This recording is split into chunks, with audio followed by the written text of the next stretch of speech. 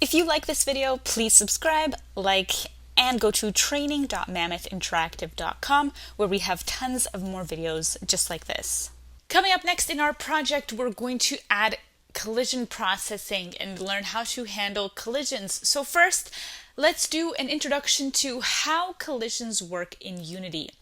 Unity handles collisions between game objects with colliders, and this can involve setting some properties on objects and their components, because sometimes collision does not happen as you'd expect by default. You have to actually configure the objects.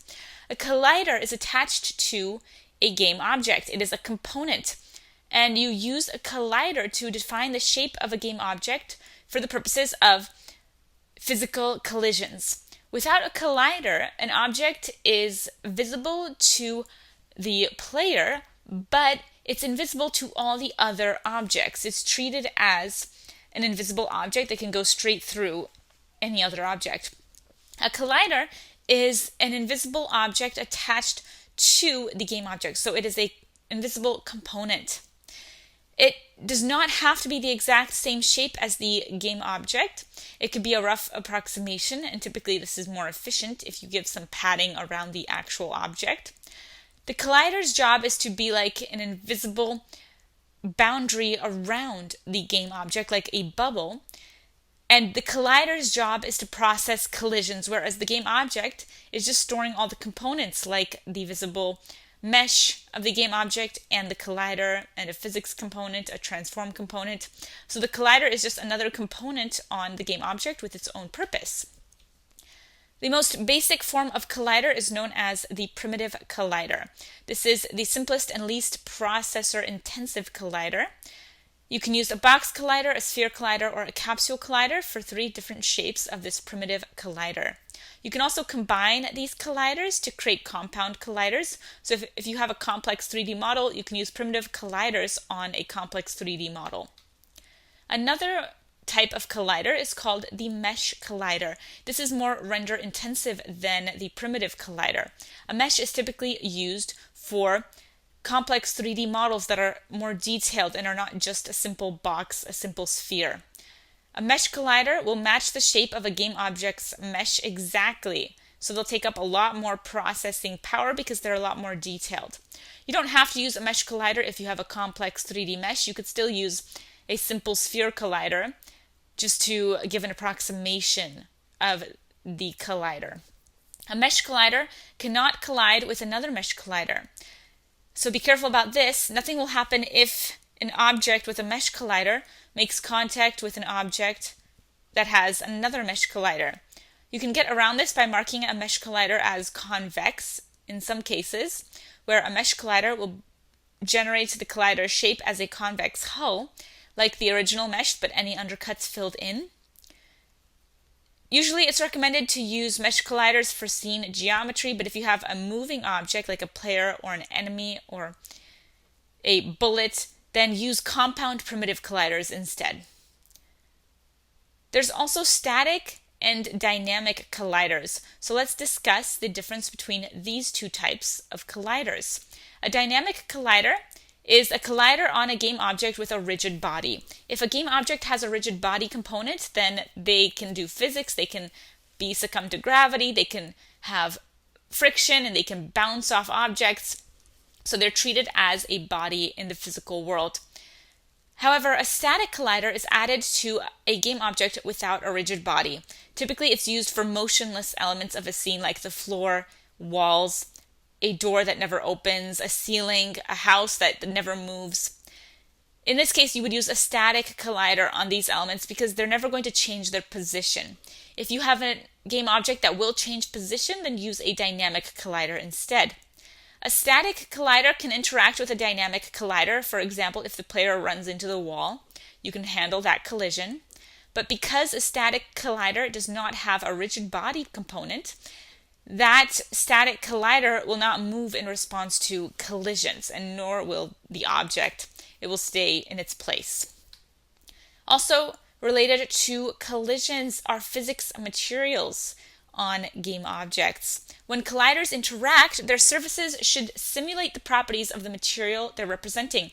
If you have a plane or a block representing a piece of ice, this ice should be slippery if a player tries to walk on it. On the other hand, if you have a grippy material like a rubber ball or a tire, this material should have friction. It should be bouncy if it's a rubber ball. So these two are different surfaces, and when they hit something, they should react differently. For example, if you drop a piece of glass, it should shatter, but if you drop a bouncy ball, it should bounce right back up. Two different materials.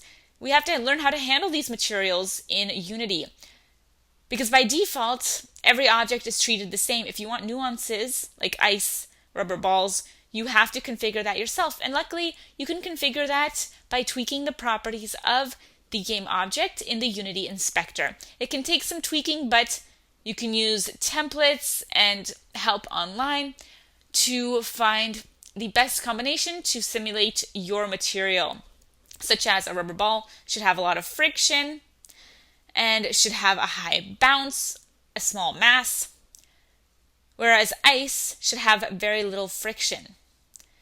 The shape of colliders is not deformed during collisions. So even if your player smashes into a wall at 60 kilometers an hour, the collider will not be deformed. This is not reality. This is a game after all.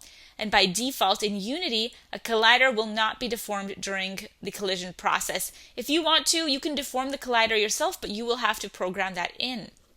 Friction and bounce can be configured using physics materials, the physics material component on a 3D game object. You just set the properties to a scale on a number scale in terms of zero friction or high friction, zero bounce or high bounce. You can set all these properties and your objects will react differently.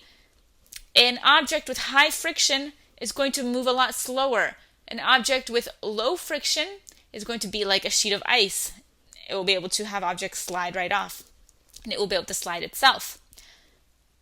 As well with bounce, if an object has low bounce, then if I drop it on the ground, it's going to stay on the ground. But if an object has high bounce, it's going to bounce right back up, and you can set the properties.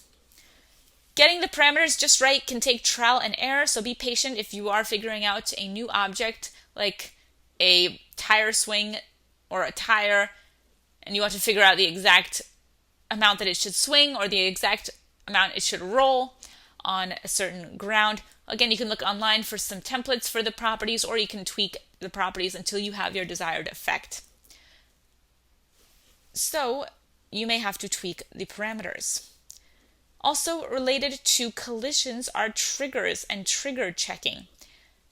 The Unity scripting system can detect when collisions occur and can start actions using the function onCollisionEnter when a collision begins, when two objects and their colliders enter each other. You can also use the physics engine to detect when one collider enters the space of another without creating a collision. This is another option for you. If a collider is configured as a trigger collider by setting the trigger property to true, this means it does not behave as a solid object. Other colliders will just pass right through. But when the collider does enter the space, a trigger will call the function onTriggerEnter to start an action sequence that you'd like. So the two objects will not bounce off each other or hit each other. They'll go straight through, but will still process that collision. So you can still do an action, react to the collision if you configure a collider as trigger. And that is an introduction to how collisions work in Unity. Collisions can get quite detailed, especially if you have a lot of different objects. So I encourage you to read more about the colliders page on the Unity manual, where there's a lot more detail about collisions and triggers. Because depending on the properties that you set on your collision component, your collision will behave completely differently, or it can behave unexpectedly, or it could even not happen at all. So you do have to be careful when working with collisions. And if you read the documentation, then you can see all the details about many different properties that you can set on colliders. We're going to work with collisions coming up later in our project. Join me in our next lecture where we will continue our course. If you liked this video, then go to training.mammoethinteractive.com. We have tons more content on blockchain, web development, machine learning, and much more. We also have a membership for just $19 a month where you can get access to our 372 course bundle and counting.